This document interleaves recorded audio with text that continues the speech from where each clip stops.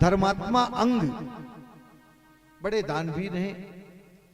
उनका विवाह मुक्त पुत्री सुनीता देवी के साथ हुआ। शांति बनाते हुए बढ़िया कथा भी श्रवण करेंगे।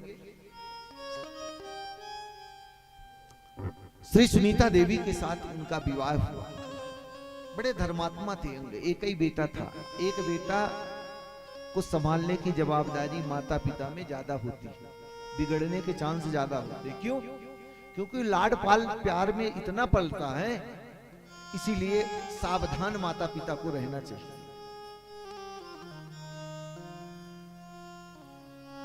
एक ही पुत्र था बेन। पिता को कहा, पिताजी अब आप बूढ़े हो गए हो तो राजकाज अब हम संभालते। राजकाज उसने संभाल ली।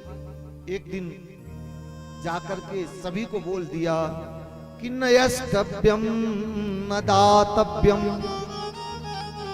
न होतव्यम द्विजा क्वचिद इति न्यावर्यद्धर्म भेरी घोषेण सर्वस। उद्घोष कर दिया, आज से कोई न दान करेगा, न जप करेगा, न हवन करेगा। तो क्या करेंगे महाराज? बोले बेनाय नमः, बेनाय स्वाहा। बेन की ही आरती होगी, बेन के नाम से मंत्र होगा। क्योंकि तुम लोग व्यर्थ में देवताओं का यजन करते हो। तुम्हारा देवता तो तुम्हारा राजा ही। अच्छा महाराज, एक दिन कहते हैं परीक्षित घूमते घूमते कुछ संतों की टोली बेन के यहां पहुंची। बेन ने उन संतों का बड़ा मजाक उड़ाया। उसमें दुर्वासा ऋषि भी थे।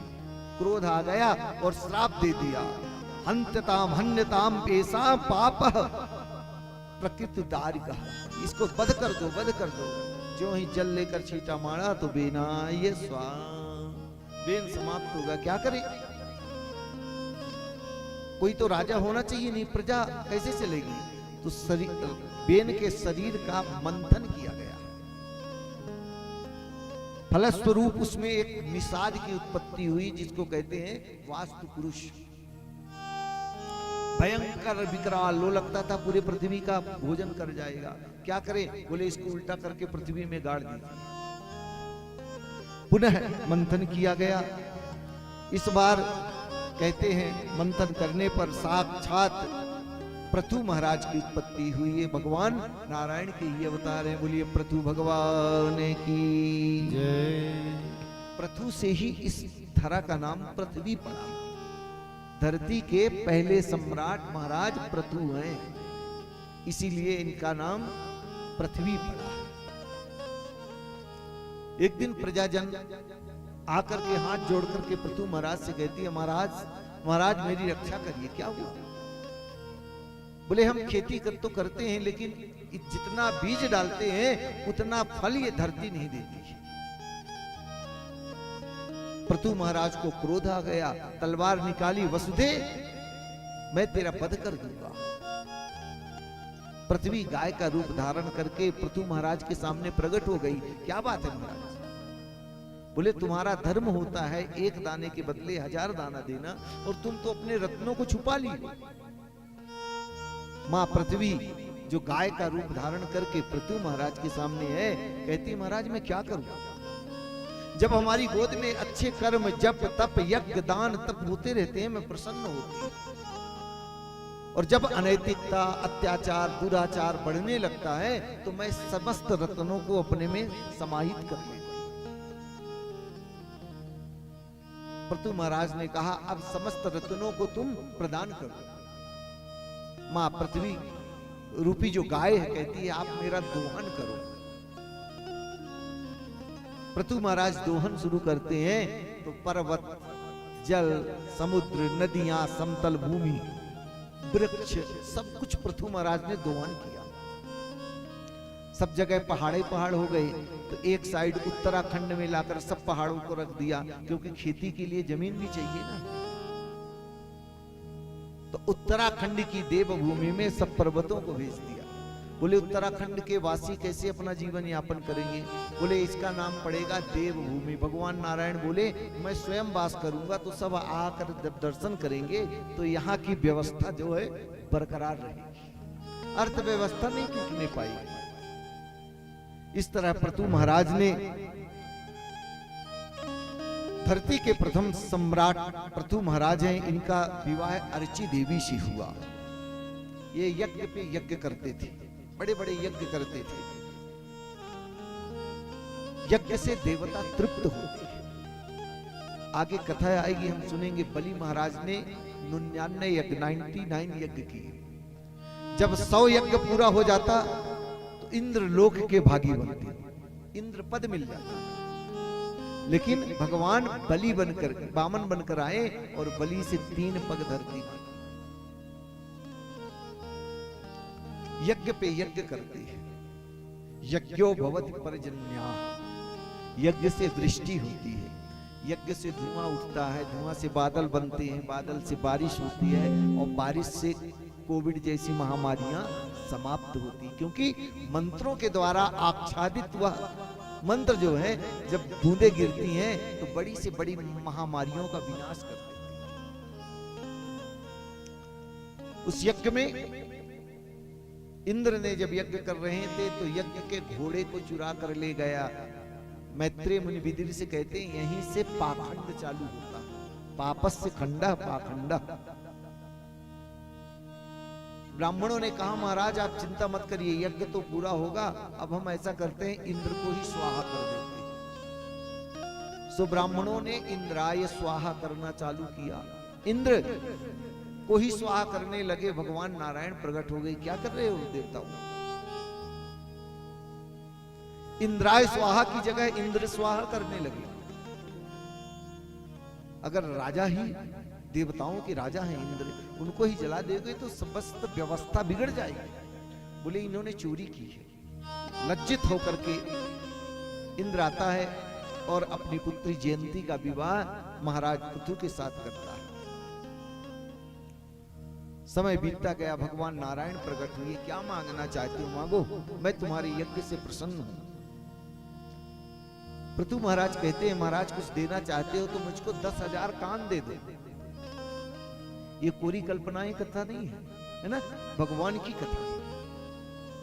प्रभु ने कहा पृथु महाराज लोग तो 2 कान से भी कथा नहीं सुन पाते हैं, आप 10,000 कान क्या करोगे?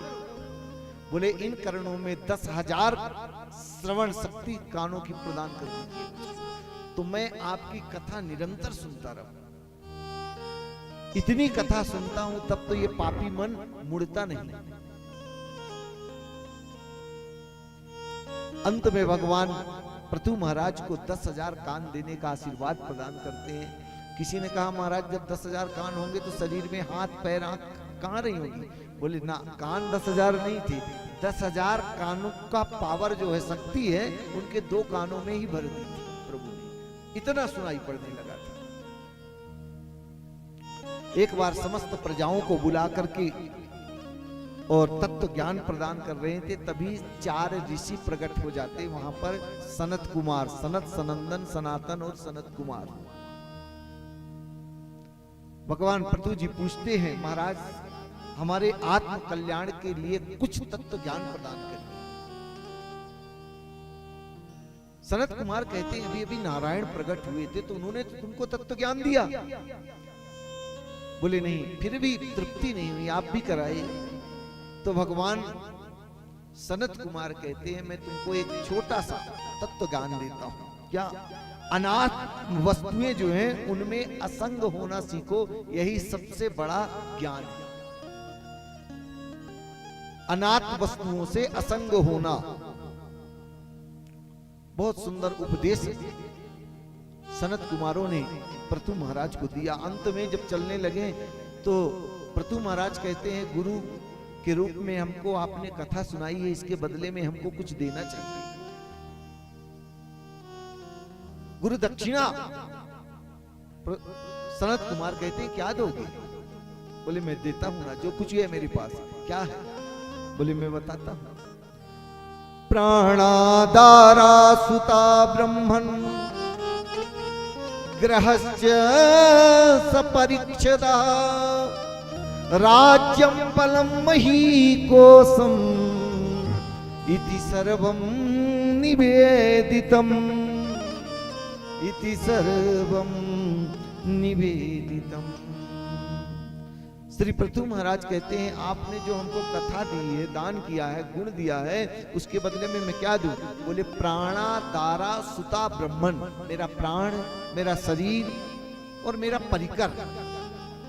ग्रहस्य सपरीक्षदा, मेरा ये जो बंगला कोठी बनी है। राज्यम, जो पूरे पृथ्वी के राजा हैं, समस्त राज्य। बलम, जितनी हमारी घुड़सवारी है, रक्षक हैं। राज्यम बलम महीकोशम, जितना कोश है। इति सर्वम निवेदितम, पृथु महाराज ने दे दिया। सनत कुमारों ने कहा आपने दिया? बोले हाँ। बोले मैंने लिया। अब आज से हमको तो इस धन की जरूरत नहीं, तो आज से इस धन की नौकर बनके आप सेवा करिए और अपना जीवन यापन करिए। यह सुंदर प्रसंग श्री मैत्रेय मुनि ने विदुर जी को पृथु चरित्र के माध्यम से सुनाया। पृथु महाराज गदगद हो गए। मैत्रेय मुनि कहते हैं, इस तरह प्रभु ने सुंदर, क्योंकि जिस जीवन में आसरा इस जहां का, इन लोगों का साथ भले न मिले, पर परमात्मा का अंग संग जीव को सदैव मिलता रहना चाहिए। भक्त कहता है